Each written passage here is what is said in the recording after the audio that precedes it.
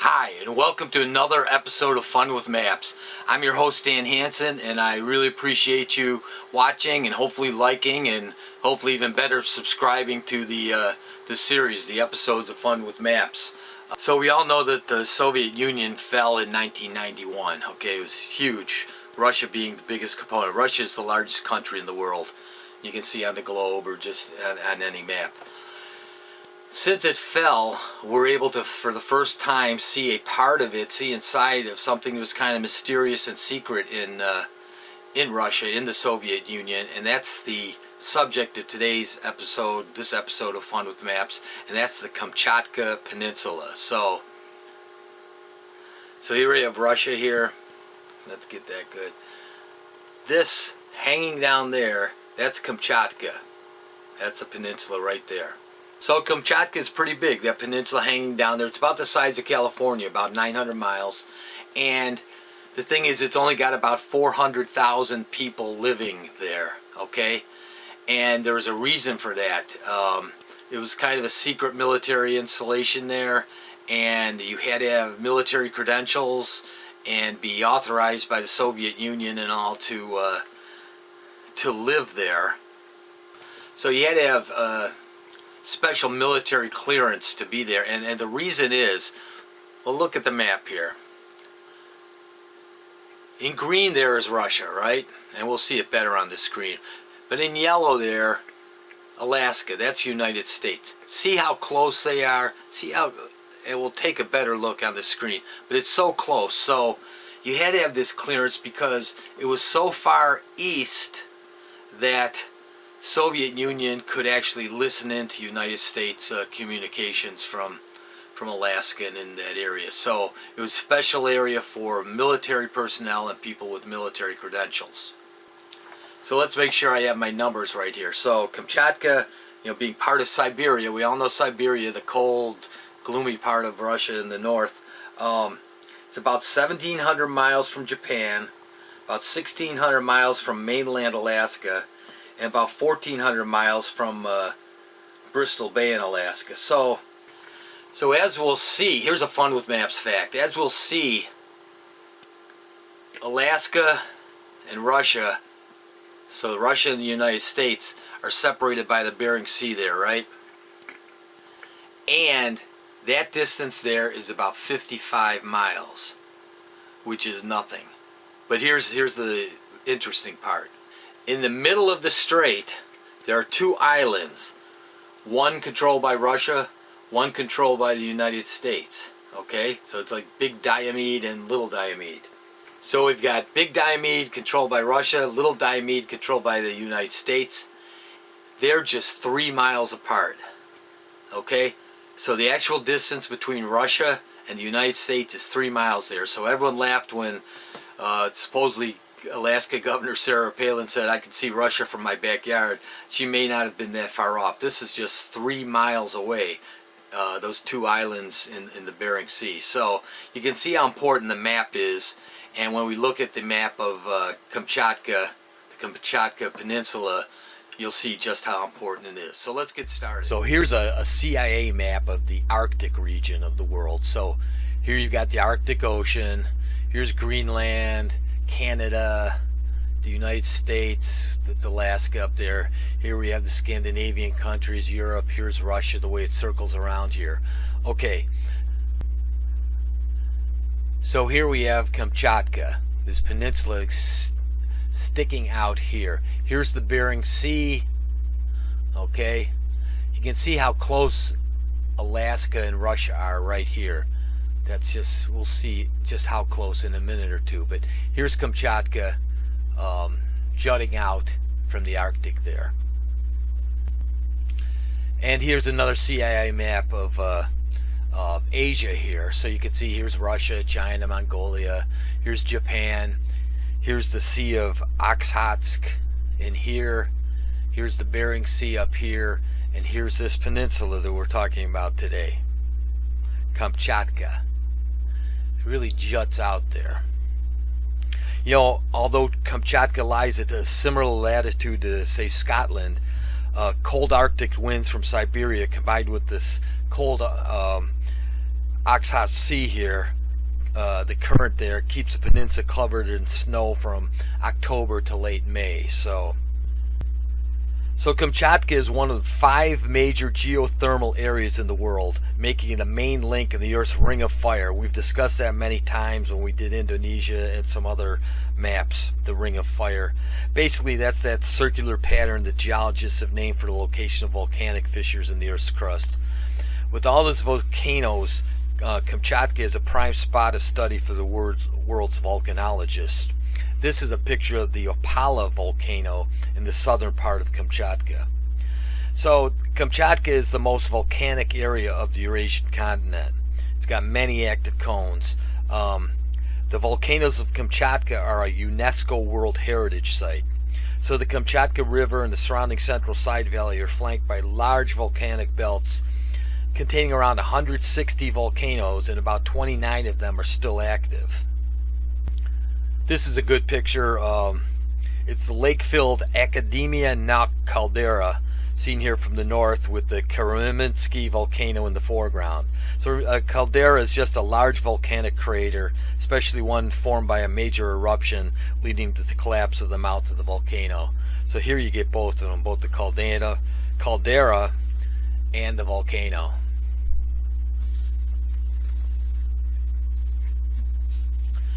So the Kamchatka Peninsula is also known as the land of fire and ice, or where fire meets ice. Like we say, it contains the southernmost expanse of the Arctic tundra. There's the ice, along with the 160 volcanoes. There's the fire. So the land of fire and ice. This is a great picture that shows the scale of some of these volcanoes. This is a photo from someone named Kunmi, Kuhnmi, who shared it on Creative Commons license. It's the volcano Koryaski, and it's shot from a small hill located near the center of, I'll just call it PK for now, that's the capital city. So you can see the size of this volcano, and then you compare it to, this is the capital city of Kamchatka. So it's huge in comparison. You can see the scale. So the highest volcano in Kamchatka is I'll mess this up for sure, Klyuchevskaya Sopka. It's about almost 16,000 feet. That makes it the largest active volcano in the northern hemisphere. Okay, this is a great map. This tells us everything we need to see. It's by a user named Norman Einstein. So here we have Russia. Here's the Arctic Ocean, China, Korea, the Sea of Japan, Sakhalin here. Sakhalin is the largest island of Russia. Okay, that's Sakhalin. Here's the Sea of Okhotsk, which we mentioned. Here's the Kuril Islands, which we'll get to in a second. Pacific Ocean, the Bering Sea, Alaska up here, and look how close Russia and Alaska there. The Kuril Islands here, they're a volcanic archipelago. They're stretching about 800 miles northeast from Hokkaido in Japan, and they stretch all the way up to Kamchatka, the peninsula in Russia. So they're separating the Sea of Okhotsk from the North Pacific Ocean. So here's the Pacific, here's the sea, and these islands here separate that. So here's a fun with maps fact. Hokkaido, that's right here, that's the second largest island of Japan. You may be familiar with Sapporo. That's the largest city in Japan, lying north of Tokyo. So Sapporo's over here in Hokkaido. Okay, and why you're familiar with it could be because it was the host of the 1972 Winter Olympic Games. So there are about 56 islands and many minor rocks in the Kuril Islands. It's about 4,000 square miles they cover, and the population is only about 20,000 people. Okay, so though all of the islands lie under Russian administration, Japan claims the 4 southernmost islands, which some of the biggest ones, which has led to ongoing Kuril Island disputes. The disputed islands are known in Japan as the country's, quote, northern territories, and the Russians and Japanese in 2018, they started talks on resolving the dispute on the islands. So here we got Kamchatka, and despite its relatively big size, there's just 400,000 or so people who live there, and half of them live in the capital city, Petropavlovsk-Kamchatsky, and the Avansha Bay. So here's the Avansha Bay here. You can see that little inlet there on the east coast, southeast. That's Avansha Bay, and then the capital is on that bay there. Another 50 to 100,000 live in nearby communities. So because it's so sparsely populated, it's mostly a vast uninhabited wilderness. So for many years Kamchatka was shrouded in military secrecy, as we said, so the animal population was left to flourish. So some of the largest grizzly bears in the world roam Kamchatka's interior. This is a Kamchatka brown bear roaming around in the spring. Also, tens of millions of salmon invade its undammed streams and rivers each summer, just there for thousands of years. So where there's salmon, there's bears. About 350 years ago, a Cossack explorer named Fyodor Alexeyev discovered Kamchatka, even though there were already inhabitants there, and he was stranded there, and his ship and crew were never found. There are some huts there today even that are believed to be remnants of that first traveler. And in 1724, Tsar Peter I of Russia commissioned the first official expedition to Kamchatka. He chose a Dane to lead the expedition. This Dane had served in the Russian Navy for 20 years, and his name was Vitus Bering. Okay, Bering, ring a bell? Here's the Bering Sea. Vitus Bering was that Dane chosen by Tsar Peter I of Russia. So Bering was sent to discover whether there's a land bridge between Asia and America to the north. Okay, he didn't get that particular goal, but he did bring Kamchatka to the attention of the world's scientists. But there was the first full account of the peninsula was by a natural scientist named Stefan, long name. He's Russian born. He talked to the natives. He learned their language. He tried different things, growing grain and all. He got along with the indigenous people, and he wrote a book called An Account of the Land of Kamchatka that was published after his death in 1755. And this is a illustration from his account of the land of Kamchatka from 1755. So this book really opened the floodgates. Fur hunters came seeking the primary wealth of the peninsula, which was sable, silver and red fox, Kalan sea otters, fur seal, and of course the brown bear. So in less than 100 years, the seemingly inexhaustible resource of fur was nearly exhausted.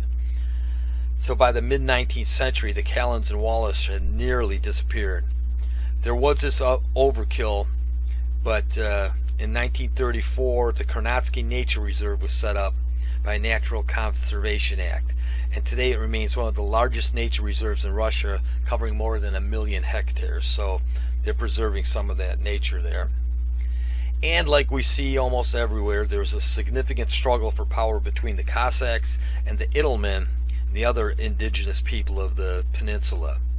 And then you throw in smallpox hit as well, and the native Idelmen and Koryak populations were so severely diminished that together they accounted for only like 10,000 people left.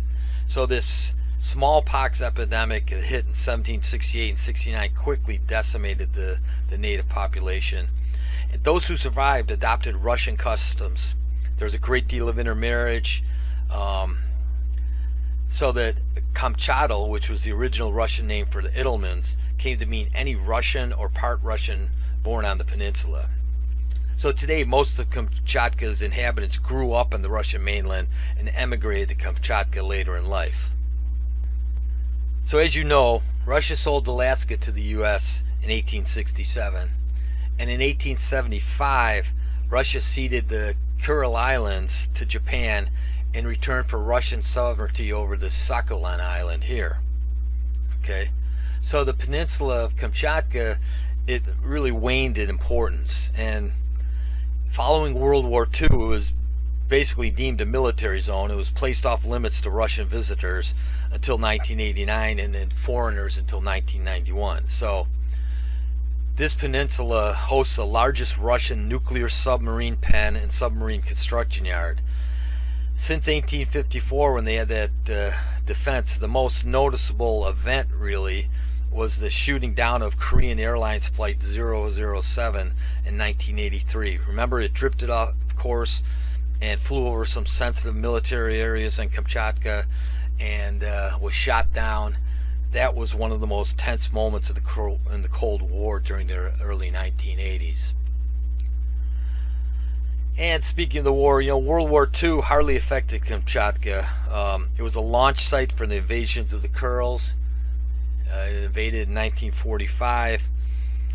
And like say, after the war, the Soviet authorities declared Kamchatka a military zone, and it was closed until the fall of the Soviet Union. Here's a NASA photo showing the topography of Kamchatka Peninsula. It's got, as we said, abundant flora and diverse and abundant wildlife, and that's due to many factors. The wide range of climates, okay, diverse topography and geography, many free-flowing rivers, proximity to the highly productive waters of the northwestern Pacific Ocean and the Bering Sea and the Okhotsk Sea. There's a low human population density and minimal development. So these are all things to boost the diverse and abundant wildlife and flora and fauna. There's another NASA photo. This is Kamchatka surrounded by algal bloom in 2013. So you can see that there. Though it's isolated and cold, there are desirable tourist attractions. They have thermal and mineral springs. You can see all the volcanoes and different glaciers, all the various plants and animals, and it's mostly untouched by civilization. So if you're that kind of adventurer, Kamchatka is the way to go. But getting around is not easy. For example, in the city of Esso, they don't have taxis. They have to use dog sleds. So be prepared for that. Great photo of an eruption on one of the many active volcanoes on the Kamchatka Peninsula. So the capital, as we said, can refer to often as PK, but it's Petropavlov-Kamchatsky. Okay, it's the capital and the largest city on the peninsula. So here's a fun with maps fact.